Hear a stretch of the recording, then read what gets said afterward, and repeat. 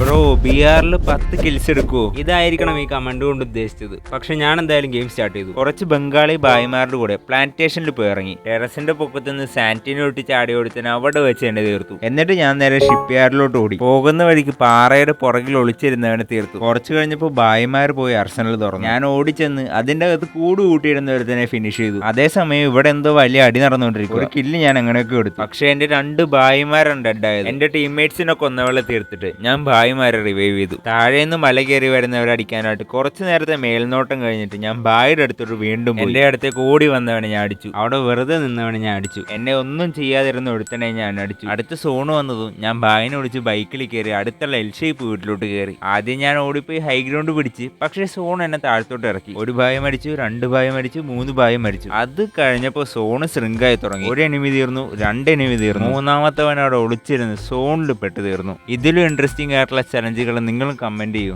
നമുക്കിതിൽ മികച്ചൊരു വീഡിയോയിൽ കാണാം.